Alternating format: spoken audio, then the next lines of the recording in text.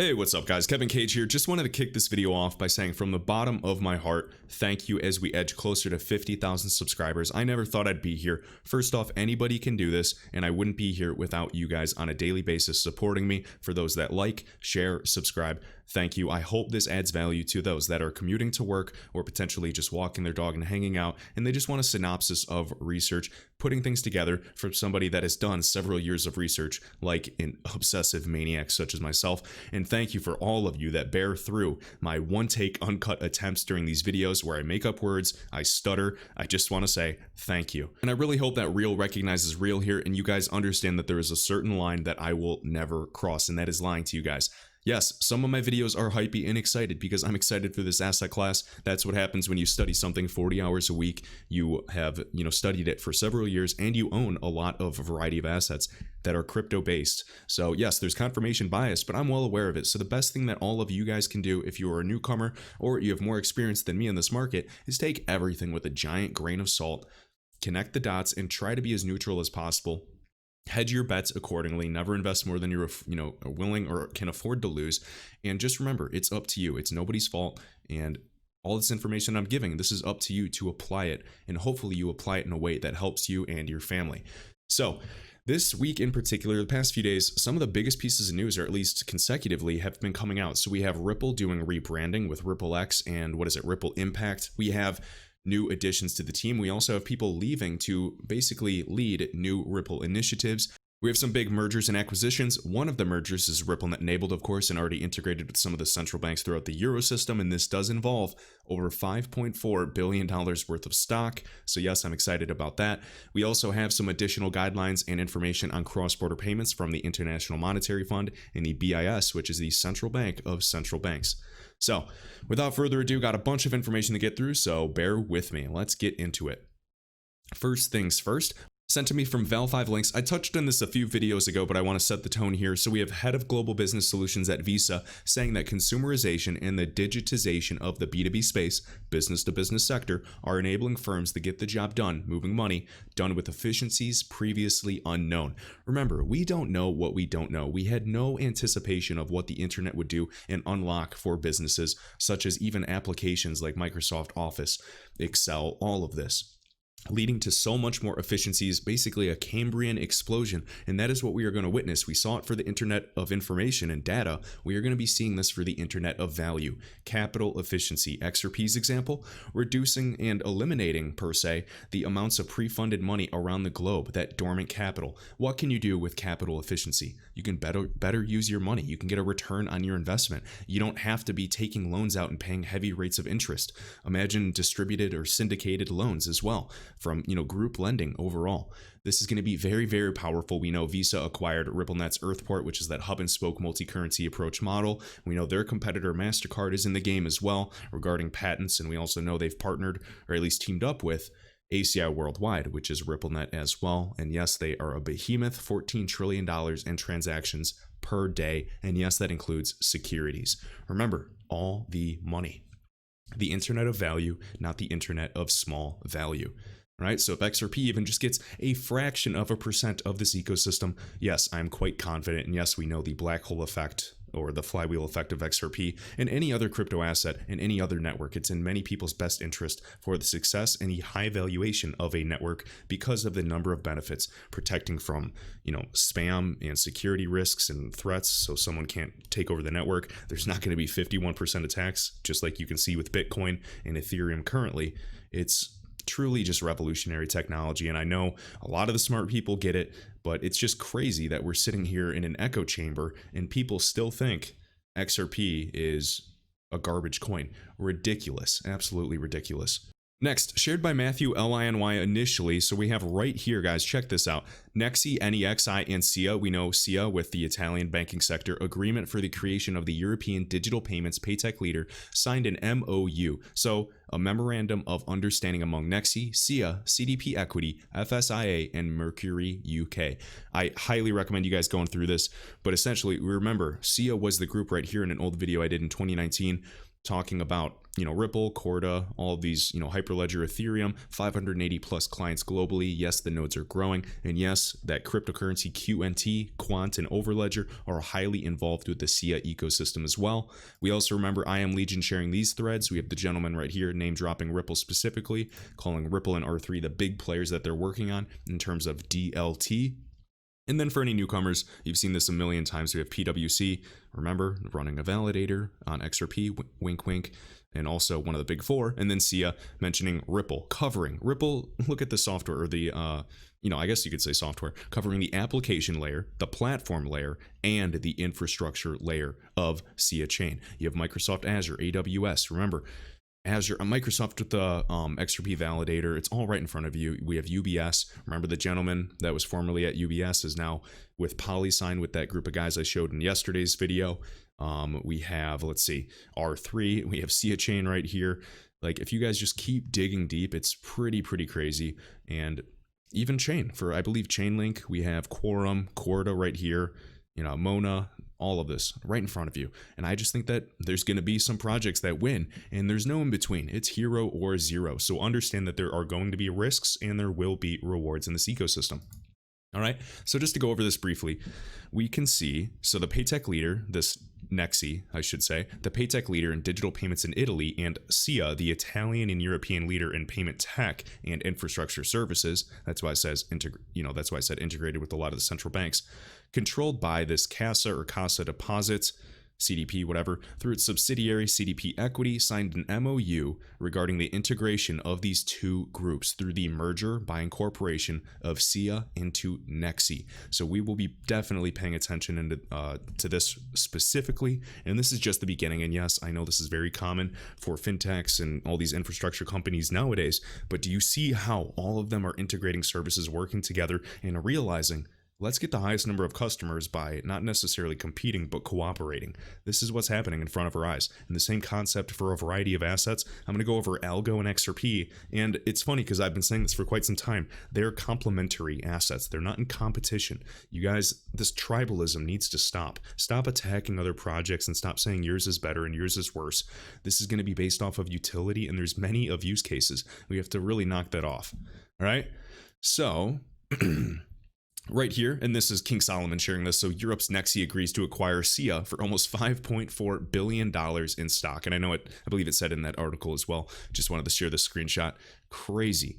Next, King Ripple sharing this. So, U.S. new bill would legally recognize digital signatures on a blockchain. This is called a very important step for recognition that DLT and obviously signatures are going to be valid in the future. It's much more efficient utilizing smart contracts to enforce transactions, and I just wanted to share that. So right here, to amend the Electronic Signatures and Global and National Commerce Act to clarify the applicability of such act to electronic records, electronic signatures, and smart contracts created, stored, or secured. Remember, they all have to be created, stored somewhere, and secured on or through a blockchain to provide uniform national standards regarding the legal effect, validity, and enforceability of such records, signatures, contracts, and for other purposes. And if you guys read even that past Galgatron blog, he lays it out perfectly, basically saying regarding AI and the automation of smart contracts and the process of getting rid of all the middlemen that are leeching fees through a transaction of, say, buying a home and real estate acquisition, going through everything you need to sign automatically within seconds instead of taking several weeks. It's going to simplify everything. Getting rid of the middlemen, disintermediation. There's plenty of benefits that are going to come out. And yeah, I can guess and speculate on the benefits that are coming, but none of us are going to know the big ones. There's going to be huge surprises along the way. And I know you guys agree with me regarding DLT being disrupting and enabling and just groundbreaking overall. Whether or not you believe XRP to be $1, $10, $100, I don't care. I'm just saying that this technology and the technologies that will survive are going to do extremely well. And obviously, I believe XRP will be an obvious contender in this space, along with a handful of others. maybe several baskets of others, who knows. All right, so XRP Crypto Wolf sharing this, and look at these names on this. So the G20 requested that an international task force propose a roadmap of concrete actions to improve cross-border payments. So it's funny, all the countries around the globe, guys, let's play a game. All the countries around the globe, G20 nations, all of these nations, and even the most liquid currencies, the G10 currencies, they're all looking to improve cross-border payments. Who has been in the space years ahead, maybe since 2014, working on this, educating central banks and regulators since the beginning? Ripple. Exactly. So they will unveil this ambitious roadmap and kick off a public consultation with users, innovators, regulators, and policymakers to further refine the plan. Remember, public needs to team up with the private sector. And it's not just Ripple. There's a variety of great public players, such as Circle. All right, pay attention. So right here, cross-border payments, a vision for the future. They're working on this: stability, capital flows, inclusion, inclusiveness, all of this, blah, blah, blah, blah, blah. And we have Kristalina, of course, the managing director of the IMF. We have Augustin Carstens of the BIS. We have Jerome Powell, everybody's favorite. I would absolutely hate to be his name going down in history. Central Bank of Malaysia. We have, the Saudi Arabian Monetary Authority. Remember them? Yeah, and they were going to create a sandbox environment for the 15 banks playing with RippleNet to test it out. They went through it and they worked with the regulators and policymakers, like I showed probably 2 videos ago, and they said, no, we're good. You don't need a sandbox. You can just get going and use it if you want. That is absolutely crazy. All right, so if you want to go through this, there are a few names I actually wanted to show you here. So we have, look, Stellar, CEO of Stellar. We have eCurrency, MasterCard. It just keeps going, all right in front of you guys. All right, notice South African Reserve Bank. Remember, one of the BRICS nations. Always pay attention to these BRICS nations as well. Federal Reserve Board, Singapore. Singapore is all about Ripple. All about it. We could just name drop some companies as well. And Bank of England right here, and Banco de Mexico. All right, now let's keep going. Next, I wanted to share this. So Darren here, this is the gentleman over from Algorand, Silvio. He is the founder of Algorand, and they're just basically saying the same thing that Ripple is saying, the same talking points, and that's interesting. Remember, just like we speculate and .connect with Ripple, R3, SBI, and SBI, Ripple Asia, all these groups, the same thing exists for Algorand Foundation, MIT, Circle, and even Coinbase to an extent. And obviously Brian Brooks is all about Algo as well. So right here, Silvio says this: we appreciate, and this is directed towards the founder of Ethereum, Vitalik, we appreciate Vitalik's frankness and transparency. Different blockchains will always be better at different things. Exactly. I feel like I say that every video. Let's collaborate by developing true and decentralized blockchain interoperability to enable the community to pick and choose what they need when they need it. Is it just me, or does that sound just like a level playing field? Also, so Darren comes in to say this, and hopefully that's how I pronounce his name, just with one R. So, brilliant minds at work. We need less crypto competition and more crypto collaboration. Yep, we need cooperation and competition. All right, and I saw that in King Solomon's video when he was interviewing the guy over at Hedera. So to truly build the blockchain ecosystem, the blockchain sandbox is big and open for lots of players. It's inclusive. Would be great if Algorand and Ethereum could be interoperable.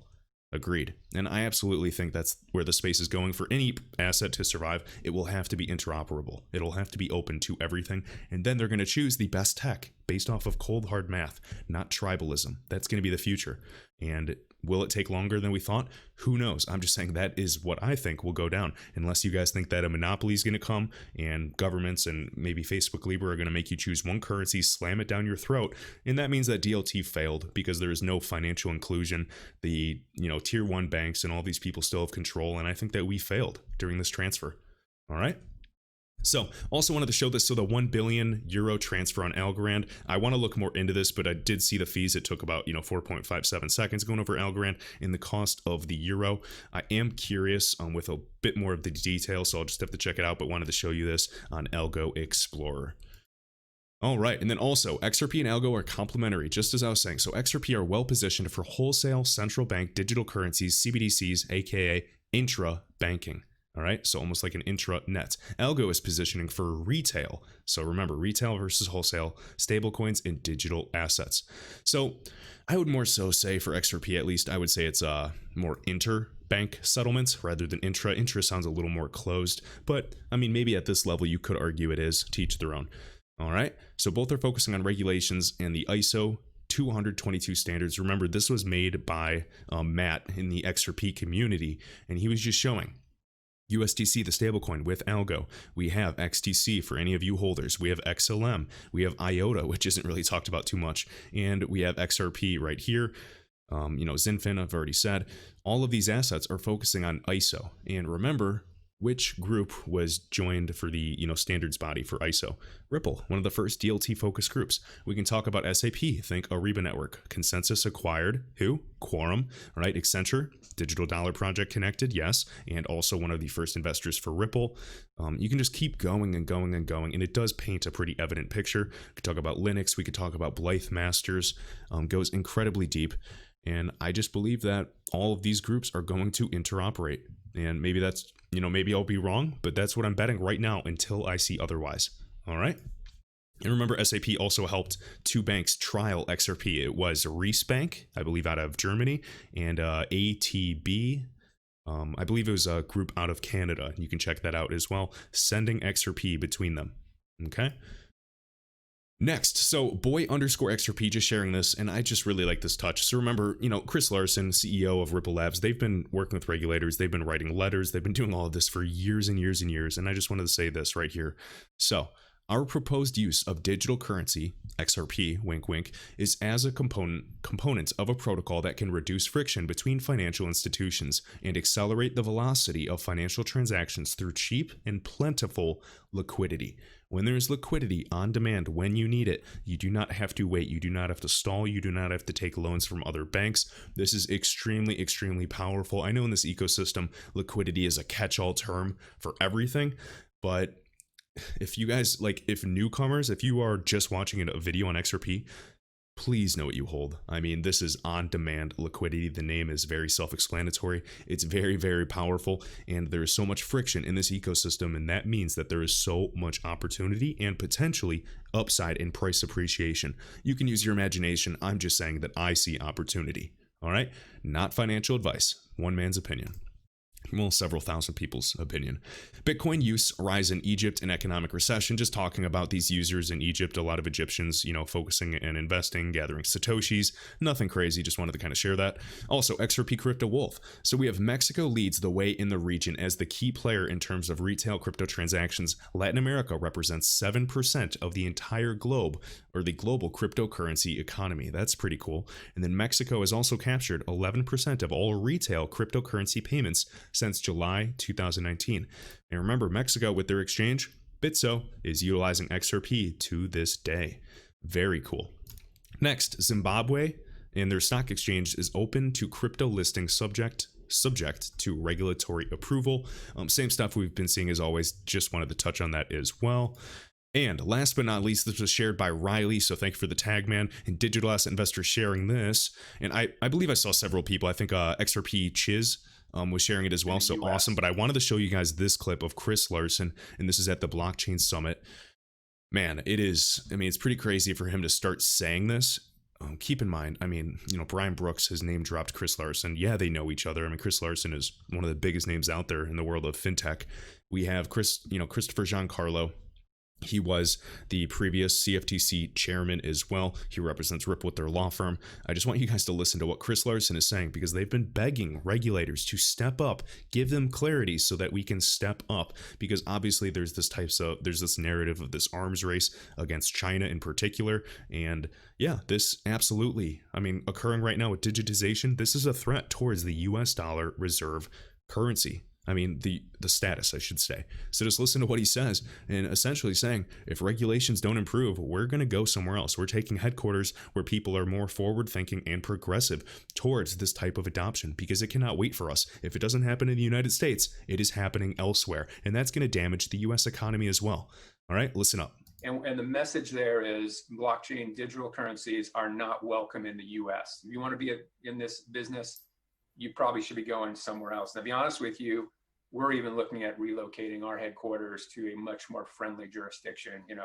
Lots of them, UK, Switzerland, Singapore, Japan, and that's a shame. So we've got to change up here, or we're going to lose our leadership, stewardship of the global financial system. That would be a tragedy for the US. And I don't want to go too long on this, but one thing just to think about, if China controls the next gen financial system, that's an illiberal democracy financial system. You could expect things like China already controls Bitcoin. social credit And yes, I'm aware of the mining farms in Texas too. scores to determine who's going to be able to make a payment. It's like as far away as the vision of digital assets, blockchain. So see, basically saying this, and it's not my belief per se, but I'm just saying, if China wins this arms race, they'll literally be able to check credit scores, create smart contracts, and control anybody from even making payments. That's a centralized, very controlled system. That's as far away from their vision that Ripple basically envisioned from the get-go. So you guys choose sides, and obviously you know where I stand. As you could possibly get. It's a worst case scenario, and it would be really terrible for Americans. So all I ask, guys, is let's do our part to spread awareness, spread information, and try to stick to the facts as much as possible, because we know this is happening sooner than later. Every single day it's happening faster than ever before. Hopefully you guys enjoyed this video. Be sure to like and share it around, and I will see you in the next one.